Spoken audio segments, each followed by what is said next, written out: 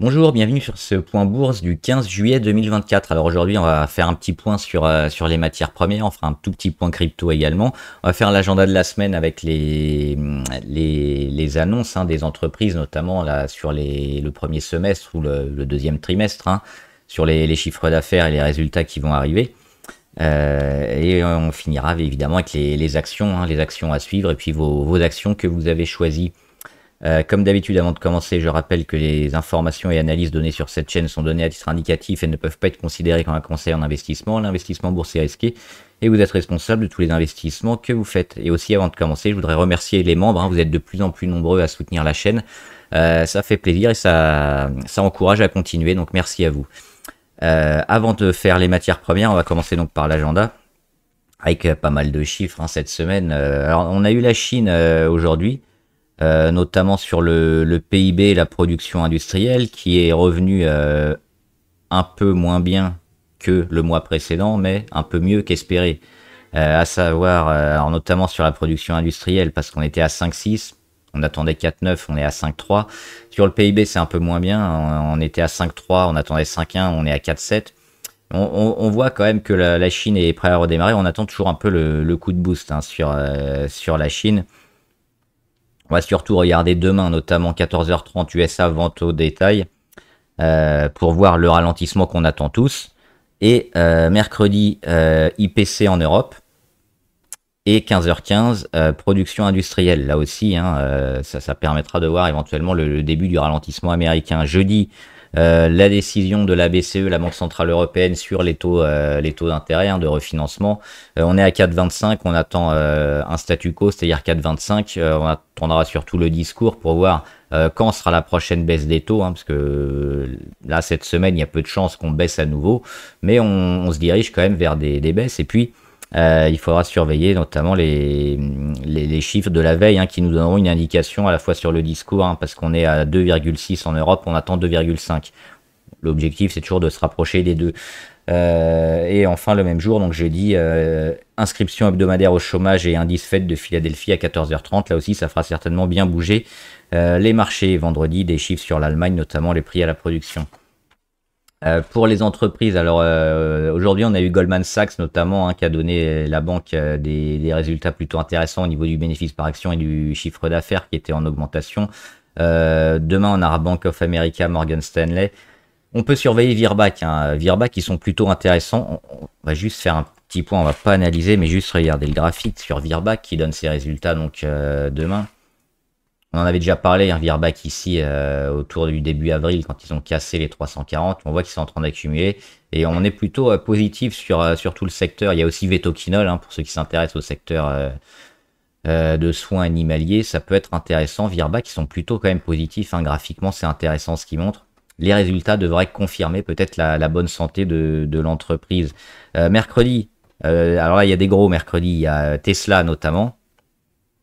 Ça va être très volatile, même quand il n'y a pas de résultat, c'est volatile sur Tesla, donc là, ça va bien bouger, on en reparlera. ASML, la holding, qui donne ses résultats sur les semi-conducteurs, Johnson Johnson dans le secteur de la santé, et surtout Pernod Ricard, alors ouais, c'est pas des résultats, c'est les dividendes, 2,35 € de détachement de coupons, faudra l'avoir mardi soir pour en bénéficier. Jeudi, on aura notamment Nokia à surveiller, Nokia. Publicis sur le CAC 40, Morel et Prom, et puis les gros comme Netflix, Newmont sur l'or et Taiwan Semiconductor. On aura également Ubisoft et Pull-Up. Et vendredi, on aura Sartorius et Schlumberger, entre autres. C'est pas exhaustif, je vous ai mis les principales et puis celles qu'on surveille généralement. Le petit point sur les matières premières, on va passer rapidement sur le Brent parce qu'on est toujours plutôt dans le haut de la figure, il n'y a rien à dire, on est toujours dans l'optique d'avoir une année 2024 en range avec plutôt un pétrole cher et haut au-dessus des 80 $. Donc à ce stade, il n'y a pas de changement. On peut éventuellement trader les petites, on voit les petites semaines comme ça de consolidation. Là, on va plutôt vers une conso, a priori pendant quelques jours ou quelques semaines, mais à terme, on voit qu'il ne se passe rien sur le Brent. C'est vraiment du trading court terme qu'il faut faire dessus. Le cuivre. On va parler un peu plus du cuivre parce que c'est probablement l'un des métaux les plus intéressants à jouer pour du moyen terme, voire du long terme. Mais déjà dans une optique moyen terme, à plusieurs semaines, plusieurs mois, Le cuivre est vachement utile pour plein de domaines. Et on a surtout des capacités de production, d'extraction mais de production, hein, c'est la même chose, qui sont pas au niveau pour la demande, hein, sur ces prochains mois, ces prochaines années. On est autour de 75%. Donc ça va encore mettre la pression sur un métal précieux dont on a besoin, dont on va avoir encore plus besoin, qui est déjà parti, hein, en hausse depuis le début d'année 2024, qui est revenu sur ses plus hauts, on le voit, autour des 5000, 5,2, pardon. Mais après ce gros breakout et donc cet échec, hein, sur ces mêmes résistances, le pullback, et on voit qu'il est un peu tenu ici entre les 4,33 et les 4,69. Ça consolide, ça baisse au niveau volatilité, et c'est probablement ici, hein, qu'il faudra acheter, peut-être accumuler le cuivre, ou les minières cuivre aussi, hein. Moi je suis sur Eurubis, mais je vais peut-être bientôt renforcer sur le cuivre parce que ça m'intéresse, et c'est un métal, quasiment tout le monde le voit haussier à moyen terme. Donc c'est vraiment, il y a d'autres matériaux. Sur le lithium, c'est un peu plus compliqué parce que il y a éventuellement d'autres alternatives, un ralentissement aussi du secteur auto avec différentes technologies qui peuvent mettre la pression sur le lithium. Et là, on a des capacités de production qui sont un peu moins en danger que par rapport au cuivre. Donc le cuivre a un peu tout pour exploser et avoir un cours super important. C'est maintenant, je pense, qu'il faut se mettre, hein. On avait une première accumulation qu'on pouvait faire au début de l'année. Et puis là, on revient, hein, entre les 4-3. Sur les 4-3, ce serait intéressant aussi, hein, 4-2, 4-3. Là, on n'en est pas loin, on est à 4,50. Mais on voit que ça digère gentiment. Mais une fois que ce sera fini, je sais pas quand ça sera en termes de temps, hein, mais on le verra certainement avec les indicateurs. La reprise du cuivre, il faudra se mettre dessus. Donc, si j'ai un métal à vous montrer, pas à vous conseiller, mais bon, c'est pareil. C'est le cuivre, hein. On parle beaucoup de l'or, on va le voir après, mais le cuivre est peut-être encore plus important, avec une capacité de hausse peut-être encore plus forte que l'or. On verra, mais le cuivre est un super matériau, hein, pour cette année et la suite. Le platine, toujours plutôt gentiment, hein. Il a fait le breakout, le pullback, il est en train d'accumuler. Pareil, il devrait partir. Alors sur le platine, on est toujours positif, moins que sur le cuivre qui me semble quand même un point au-dessus, mais c'est pareil, hein, on a le dépassement ici des 1000 en gros, un peu moins, hein, 980. On est allé chercher des niveaux à casser, et puis là on est en train d'accumuler un petit peu sur ces niveaux-là. Avec pas mal de mèches basses en plus dernièrement, donc oui, largement favorable, hein, sur le platine. Et l'or, plus haut historique, peut-être en clôture ce soir. Le plus haut historique, il est ici, sur les 2450. On est à 2434, donc on est très très proche, hein. On l'aura peut-être en clôture, on l'aura peut-être ce soir, on l'aura peut-être demain, mais on le voit, hein. Ou un troisième échec, mais l'or c'est pareil, il est haussier. Il a fait cette période ici de transition, de latéralité, où on a accumulé, et on voit qu'à chaque fois ça a été racheté, hein, sur les 2273. Donc c'est pareil, l'or, on l'avait dit, fin 2023, il aura une belle année 2024. Donc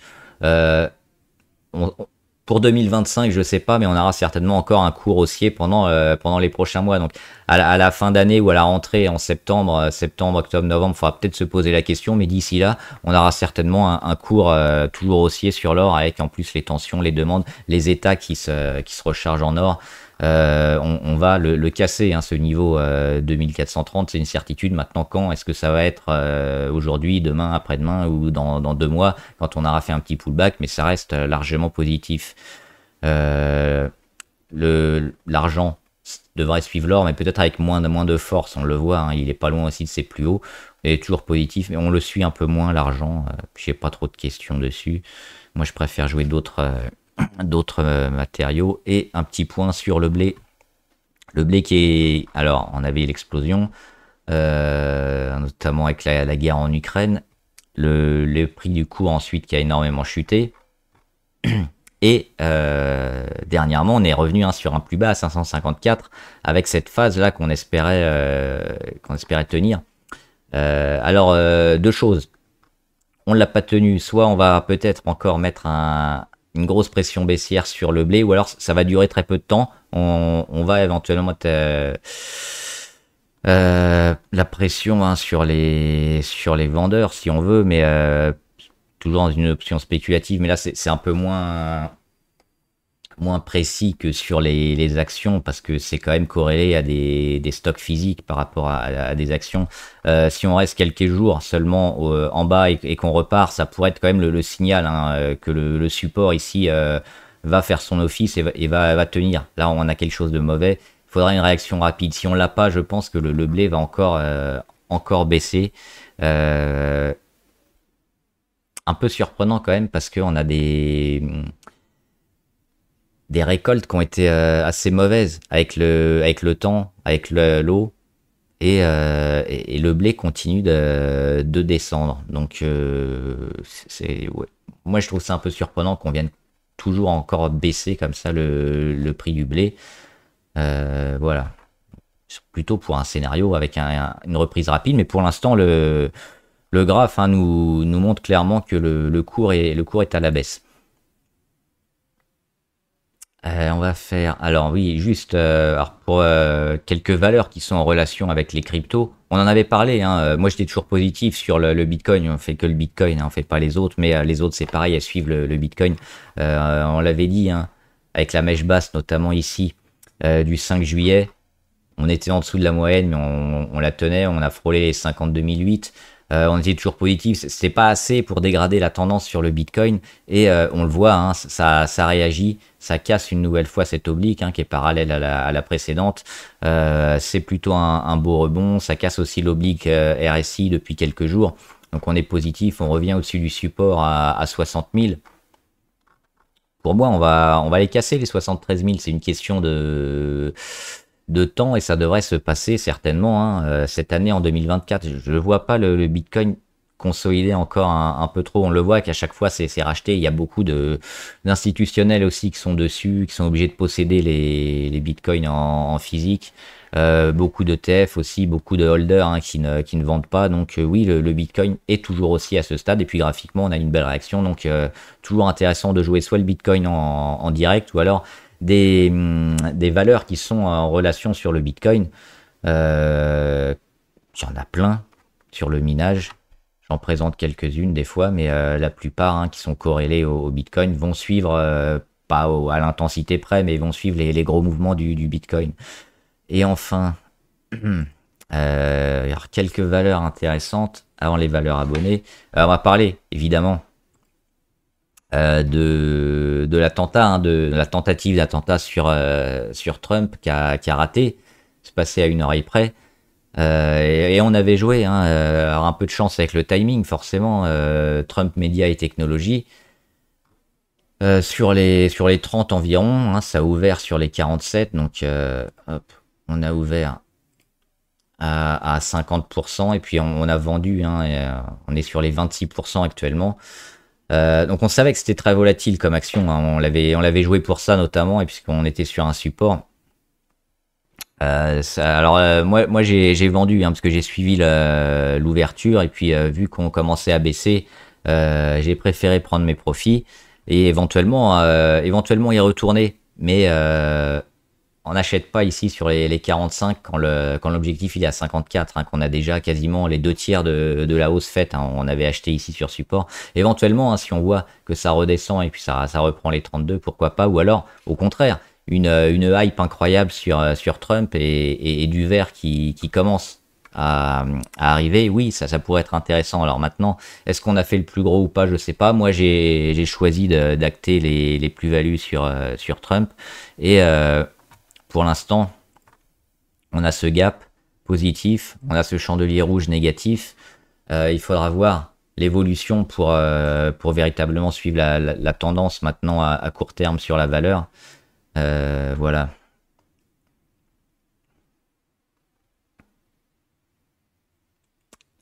AMD, toujours bien AMD, hein. On est au-dessus des supports. Là, on est en train de consolider gentiment. Peut-être de faire même une petite congestion. C'est le genre de choses qu'on aime bien. C'est ça, hein. C'est la cassure avec le breakout, et ensuite la petite phase de congestion. Et puis le but après, c'est quoi? C'est de faire ça, est de sortir par le haut. Et donc si on a ce signal, ça valide un peu tout ce qu'on a dit avant et ça devrait aller mettre le titre sur les 227. On peut toujours avoir l'inverse, mais a priori, on est quand même plutôt largement positif sur AMD. Hein. Donc c'est plutôt super intéressant à prendre même maintenant, hein. On le voit avec la baisse de la volatilité. Puis si vous rentrez maintenant et que ça casse vers le bas, bah vous sortirez avec une perte très faible, d'où l'intérêt de rentrer dans les périodes de faible volatilité, parce que si ça part à la hausse, vous montez avec, si ça part à la baisse, vous avez mis vos stops et vous avez quasiment rien perdu.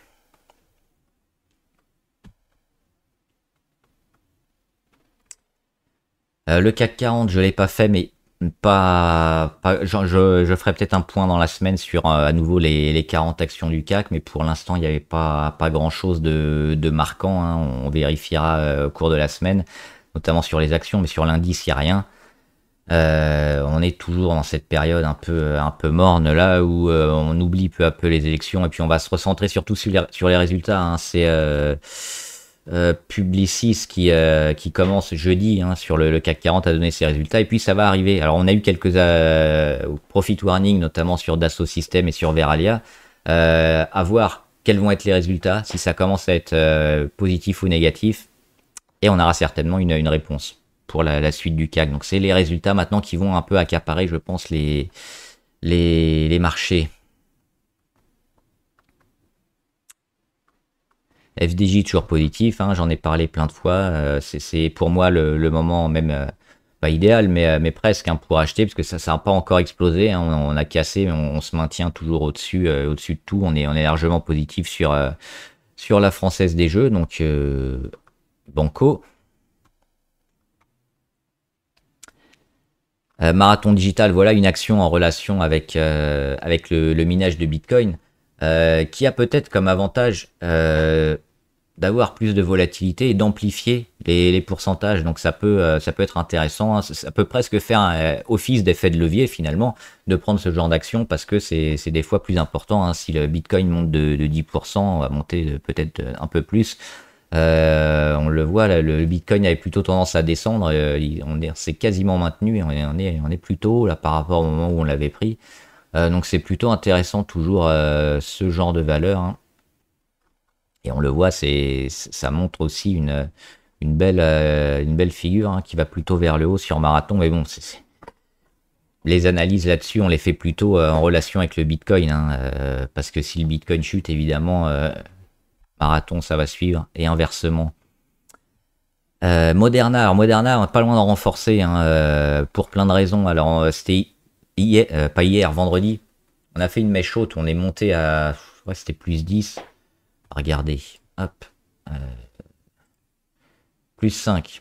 On avait pris plus 5, on avait déjà pris quasiment 5% la veille, et finalement on a tout vendu, et puis aujourd'hui on a une mèche basse, hein, on se maintient sur ces niveaux-là, on le voit, hein, on suit l'oblique, on est juste sous la moyenne à 20, on a accumulé sur le support, hein, le support majeur ici, des 115, échec janvier 2024, échec au mois de mars, échec au mois d'avril, et puis au mois de mai, boum, ça casse. Et là, on y revient. C'est le moment, c'est là, hein, où il faut acheter sur les 115, et on est en train de valider un peu le support, de repartir.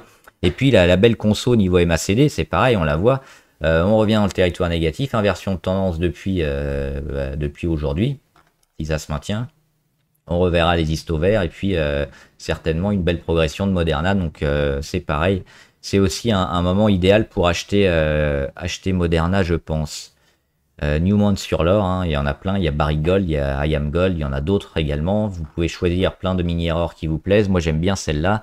Et je pense qu'on ira bientôt chercher les 51. Et sur les 51, il faudra se poser la question sur les prises de bénéfices partielles ou totales, avant éventuellement des corrections, même si le long terme reste haussier sur l'or, parce qu'on aura quand même fait une belle progression, hein, sur Newmont. On en est à plus 40%, on sera à un peu plus de 50% sur ces niveaux-là. Ça pourrait être intéressant quand même d'acter une grosse partie de bénéfices. Nokia, c'est à surveiller parce qu'ils ont leurs résultats jeudi. Alors c'est compliqué, hein, de jouer un peu les résultats, peut-être voir jeudi, après, si ça vaut le coup de rentrer. On risque d'avoir un gros gap, hein, sur Nokia. Parce que c'est déjà une valeur qui tente des coups depuis quelques temps, qui met des grosses mèches, qui a des pics de volume. Jeudi, alors je sais plus si c'est après ou avant bourse, mais ça va certainement bouger. Les résultats sont majoritairement vendus quand même, donc c'est pour ça que les jouer avant et acheter Nokia avant, c'est un peu tendu.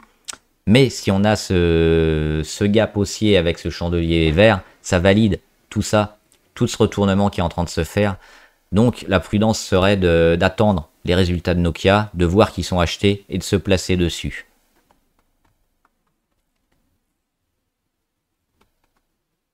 Pull-up, hein, les résultats c'est jeudi. Donc à suivre aussi. Renault, alors Renault, pas loin de se placer. Beaucoup de gens sont positifs sur Renault. On a fait un peu... alors il y avait cette figure un peu à épaule, tête, épaule, mais on est en train de tenir l'épaule. Donc ça, on n'est même pas revenu sur la ligne de coup, c'est plutôt positif. On a cette phase ici entre les deux obliques blanches hein, de congestion sur Renault avec la baisse de la volatilité. On est en train de tenir le support autour des 50. Si ça repart, on ira sur les 55, ce qui fait déjà 10%. Et puis peut-être mieux. Donc c'est ça qu'il faut surveiller sur Renault maintenant. Les pics de volume, le gros chandelier vert, quasiment acheté maintenant. Hein, mais c'est pareil, attendre peut-être 1 ou 2 jours, une confirmation qu'on va vers le haut. Mais sur Renault, pour moi, on n'est pas loin de lancer quelque chose très prochainement. Donc c'est une belle valeur qui est entourée par beaucoup.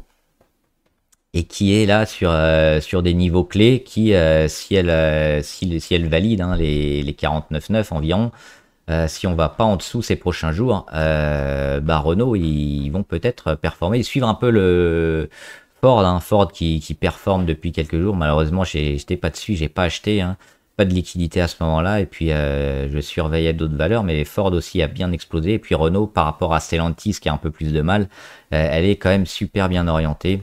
Faudra voir éventuellement les immatriculations hein, qui arriveront dans la semaine. Ça pourrait être intéressant.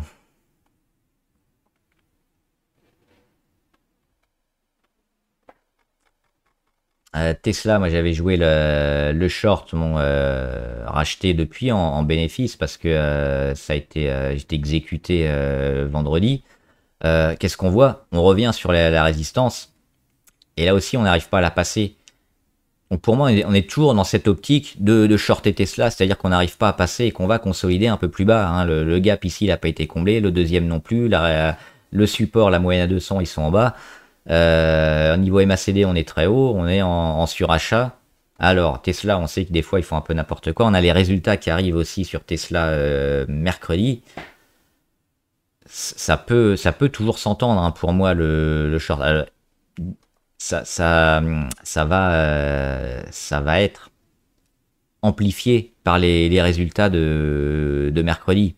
C'est-à-dire qu'on est déjà dans une phase où on va avoir soit une cassure à la hausse ou la mise en place d'un pullback et d'une consolidation.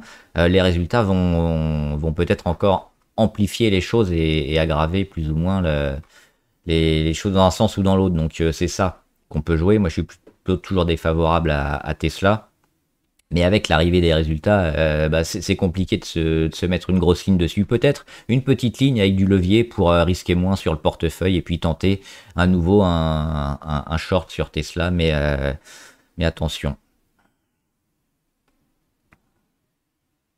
Valourec. Alors, qui dit Valourec dit vente à découvert. C'est toujours énorme. 9,2, 9,3 de position courte sur Valourec, c'est monstrueux. C'est quasiment 10% hein, de la valeur qui est vendue sur une valeur qui a des fondamentaux plutôt bons, qui a plein de... Le pétrole qui est haut, hein, c'est une valeur en relation avec les parapétrolières. On a ici la vente à découvert depuis 1 an. Et l'explosion, on la voit ici, hein, début décembre, fin décembre, c'est là que la deuxième phase, si on veut, parce qu'on avait déjà une première, la deuxième phase s'est faite. Donc, mois de décembre, hein, fin d'année 2023, début 2024, on a finalement peu augmenté la vente à découvert. Donc ça s'est fait dans cette période-là, durant le mois de décembre en gros. On va voir sur le graphe ce que ça fait. Le mois de décembre, il était là. C'est-à-dire que on se rapprochait de la résistance, la fameuse résistance à 14,5 qui nous a tenu pendant plusieurs années. Donc c'est ça que les vendeurs à découvert jouaient. On avait ça. Derrière, on commence à baisser, ils sont contents, ils renforcent, et puis finalement on y revient, il se passe rien. Et puis on casse quelques mois après, on a cassé ici au mois de mars, janvier, février, mars, donc un trimestre plus tard, on casse, et là on explose le cours. Les vendeurs à découvert restent et ne se rachètent pas. La plupart, enfin la deuxième partie, parce qu'on a eu une première partie avant, mais la deuxième partie, ils ont shorté ici sur ces niveaux-là, entre les 13 et entre les 14,4 environ. Et là, on revient sur les 14,4, c'est-à-dire qu'on est presque à l'équilibre pour certains. Pour d'autres, on est toujours plutôt en négatif, donc ils sont toujours perdants. Et ça fait un moment. Ça fait un moment que ça dure, ça fait très longtemps. Donc, qu'est-ce que les vendeurs sur Valourec jouent? Est-ce qu'ils ont des informations qui vont peut-être tomber plus tard sur Valourec même ou sur un peu le pétrole? Peut-être qu'ils jouaient aussi la baisse du pétrole qu'on a eu très haut avec le pétrole à 100 dollars et plus. Et finalement, on le voit, on analyse le pétrole souvent et on voit qu'il continue à rester dans cette phase un peu de range, mais plutôt en haut de la figure. Donc ça aide forcément les pétrolières et les parapétrolières qui gagnent beaucoup plus d'argent. C'est peut-être ça qu'ils n'avaient pas anticipé. Et puis la conso qui se fait sur Valourec qui est confirmée sur moyenne à 200, sur support à 14,5. Et pour l'instant, on lâche pas. Donc on a quand même pas mal de choses qui se mettent en place pour mettre beaucoup de pression sur les fonds à découvert, sur les shorters et un short squeeze éventuellement. Le risque, c'est quoi? C'est toujours en overnight qu'on se prenne un moins 10, moins 20. Ça peut arriver. On verra quand Valourec donnera ses résultats, mais pour l'instant, on est plutôt favorable. On a une belle journée aujourd'hui, mais surtout, ce qu'on voit, c'est que le support est proche. C'est pour ça que c'est intéressant. Si on veut jouer la hausse de Valourec, si on veut jouer le short squeeze, c'est maintenant qu'il faut investir entre les 15 et les 14,3 surtout. Il faut prendre une position. Et si on revient sur les 14,3 et qu'on les lâche, on arrête, on abandonne, on se dit c'est trop risqué, même si éventuellement on peut mécher un peu et reprendre. C'est trop risqué parce qu'il y a beaucoup de ventes à découvert. Et je quitte la position et finalement j'ai perdu que 3%. On pourra attendre aussi demain, sauf si ça part, mais si on racheter peut-être ici, sur les 14,7, ça peut être intéressant. On achète sur les 14,7, on met un stop loss sur les 14,3, ça fait 3% de perte si ça part dans le mauvais sens. Si ça part dans le bon sens, on revient là, on casse, on va chercher la résistance, on est déjà à 15%. Et puis à plus long terme, 25%.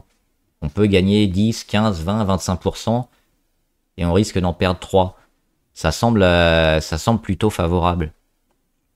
On a également l'oblique RSI avec le plus haut, sur le plus haut, alors pas historique, mais parce qu'on était beaucoup plus haut avant, mais sur le plus haut depuis 4-5 ans quasiment, donc c'est pas anodin. On a cette période-là, et on le voit qu'on l'a cassé depuis quelques jours. Donc là aussi sur Valourec, ça donne un signal haussier, ça donne un signal que le prix va peut-être augmenter. Donc moi je serais plutôt partisan d'acheter, mettre des stops à moins 3 environ, et puis espérer la hausse du cours. Et là on voit qu'aujourd'hui, il n'y a pas de mèche haute. Ça aussi c'est plutôt positif. C'est pas idéal pour rentrer aujourd'hui du coup, parce que l'objectif c'était plutôt ça, c'était d'acheter ces jours-là. Quand on n'a pas de mèche haute comme ça, généralement le lendemain, il faudra voir. Le lendemain, on va plutôt vers le haut et on peut même faire un petit gap. Si c'est le cas, demain, on aura la confirmation, il faudra acheter, mais on sera plus à moins 3 si on veut mettre des stops. Il faudra les mettre peut-être un peu plus haut, ou sinon accepter une baisse de 4, 5, 6%. Mais on aura peut-être le démarrage et la confirmation demain de Valourec, parce que là, c'est plutôt fort quand même ce que nous met Valourec, et puis des volumes non plutôt convenables à ce qui se fait d'habitude. Et puis quelques valeurs abonnées avec. C'est pas celle-là. Ça doit être celle-là. Voilà. Compagnie des Alpes. Alors, on le voit, Compagnie des Alpes, assez volatile, mais finalement, si on dézoome un peu et qu'on regarde sur le long terme, on a des zones qui sont bien rachetées. Alors ici, sur le plus bas Covid, autour des 8 à 9, on y est revenu une deuxième fois. On va chercher la résistance à 15 et puis on revient une nouvelle fois un peu plus haut entre les 10 et les 11 qui sont rachetés. On va rechercher encore la résistance à 15-16. On continue, mais on voit les moyennes depuis quasiment ici, c'est février 2021, elles font du surplace, parce qu'on va en haut, on va en bas, mais finalement, à long terme, on reste toujours à plat autour des 13. On a une deuxième zone d'achat ici, hein, on le voit sur les 11, donc petit à petit, ça monte, hein, on le voit avec cette oblique. 1000 là,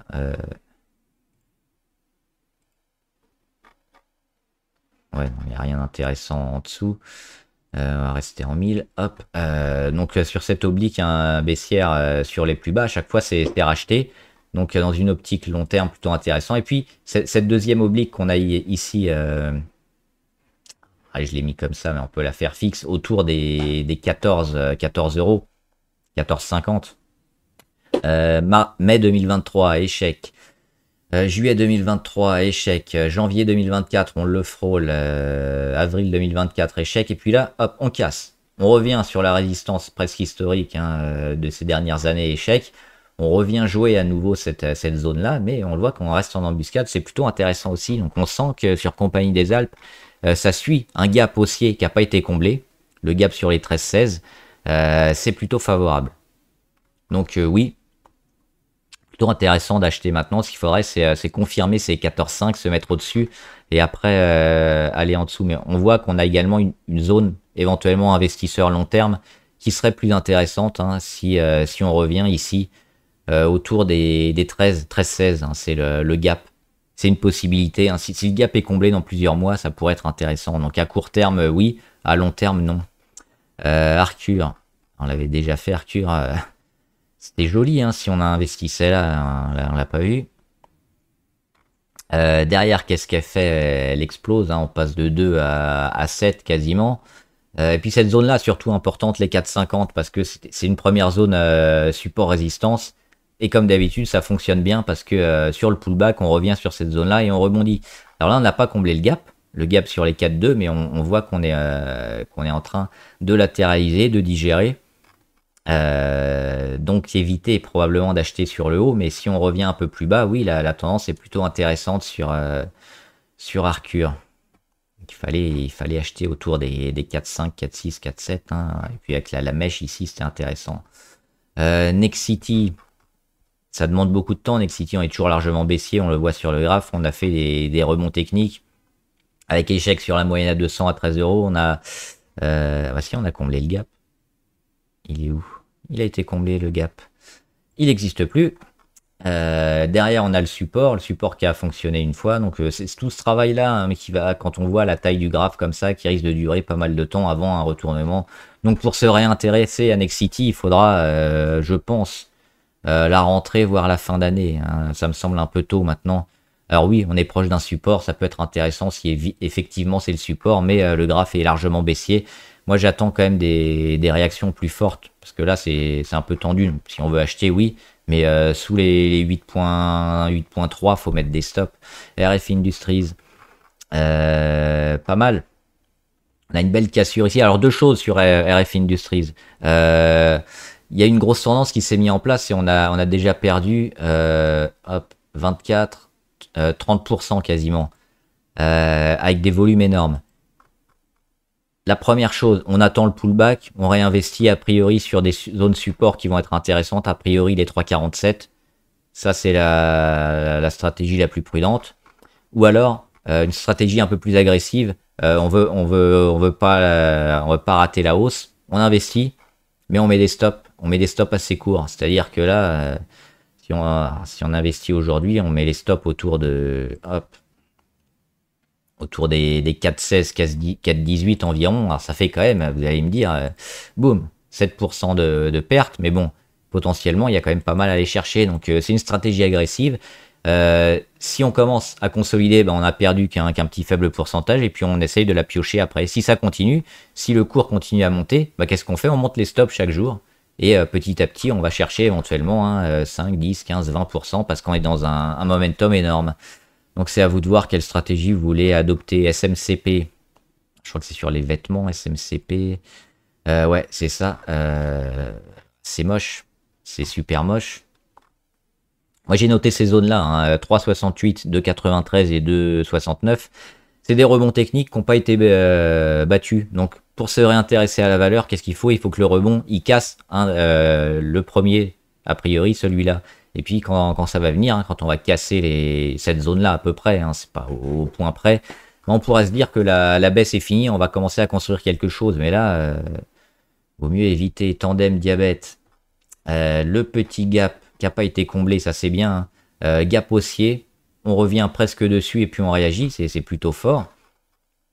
On voit ici la tendance de retournement long terme. Dans l'idéal, c'est acheter autour des 39,40 et puis de ne pas combler le gap. Ou sinon, on avait une période intéressante. Bah oui, c'est les 39,40 avec l'inversion de tendance, mais là, elle est passée aussi. Donc là, le timing est pas bon. Maintenant, sur le long terme, éventuellement, oui, ça reste intéressant, mais timing est loupé. Donc il faut attendre peut-être la confirmation, la baisse éventuellement de la volatilité qui pourrait faire ça. Hein. Hop, un nouveau, hop, et puis casser vers le haut. Donc ouais, je l'ai pas très bien fait. Mais dans l'idée, c'est ça. Hein, c'est décidément. Hop, breakout, pullback, rebond technique, baisse de la volatilité, et on repart. Et si ça repart pas, on met un stop et puis on abandonne. Valourec, on l'a fait. Veralia. Veralia, ils ont donné des avertissements, donc des profit warning, forcément. C'est manger un gros gap, mais on était parti avant. Que faire sur Veralia? Intéressant parce que ils reprennent les 27,9 là, qui étaient leur plus bas, et ils sont en train de les tenir. On a sur la journée du gap un gros chandelier rouge, un gap, on casse la moyenne à 200, on rebondit sur support, et puis le lendemain, une belle réaction qui est pour l'instant vendue, mais on tient ce support. Donc les 27,9 nous donnent un superbe indicateur du marché, que le marché voit comme une zone à défendre. Donc si on casse les 27,9, faut oublier Veralia. Si vous voulez investir, bah c'est maintenant, parce qu'on est proche du support. Et il faudra jouer les rebonds techniques. Hein. Alors pour combler le gap, il est énorme, ça va pas se faire de sitôt. Mais éventuellement un début de construction. Et puis dans quelques mois, peut-être à la rentrée, hein, on le voit ici, essayer de combler le gap. Vidrala, alors apparemment c'est le Veralia espagnol, je connaissais pas. Un peu comme le secteur, on voit que ça a bien baissé ces dernières semaines après une hausse quand même et une tendance haussière de fond. On a cassé les 96, alors pas de beaucoup parce qu'on a réagi sur la moyenne à 200, mais je pense que c'est ça qu'il faut surveiller, hein, c'est un peu toute cette zone-là. Hop, est-ce qu'on va avoir du mal à aller vers le haut et puis plutôt revenir sur cette oblique d'investisseurs long terme qui peut être intéressant autour des 82, 85, 86 par là, si on y revient hein, durant le mois de septembre peut-être à prendre, ou alors si on réagit avant et qu'on casse sur les 96, 97, 100, on aura peut-être un signal haussier. Et Vivendi, alors Vivendi va le mettre Canal Plus en bourse à Londres. Plutôt intéressant et ça risque de se faire avant la fin d'année. Hein. On parlait de la scission de Vivendi pour 2025. Finalement, le calendrier pourrait être plus proche que ça. Donc, ça nous met dans une optique de 6 mois. Donc là, ça peut être intéressant. On a aussi la scission avec Havas et puis une holding d'investissement. On a toujours été positif sur Vivendi hein, pour un objectif d'environ 13 euros. Donc là, on est sur les 11. On a bien boosté. Mais si on veut jouer Vivendi, pourquoi pas hein, ça peut être intéressant. D'autant que là, on l'a vu, grosse période de latéralisation et puis confirmation avec l'explosion. Donc là, ça confirme hein, l'accumulation qui s'est faite ici, qui était intéressante pour jouer le moyen long terme. Là, on perd une partie hein, de la prime, si on veut, parce qu'on a gagné quand même rapidement 7%, pas si énorme que ça. Si on a un pullback, ici, hein, qu'on revient, à racheter hein, Vivendi, si vous voulez jouer forcément le moyen long terme, hein, parce que c'est pas, ça va pas se faire d'ici là, mais on le voit que même en court terme, on a des bonnes surprises. Donc toujours plutôt positif, mais si on achète maintenant, c'est pour le long terme. Sinon, on attend un retour vers les 10,2, les 10,5, et on jouera le moyen long terme sur ces niveaux-là. Voilà, j'espère que la vidéo vous a aidé. N'hésitez pas à me dire en commentaire ce que vous en pensez, les actions que vous suivez, les actions que vous voulez acheter. On en parlera ici en graphe ou en commentaire. Bon trade, à plus!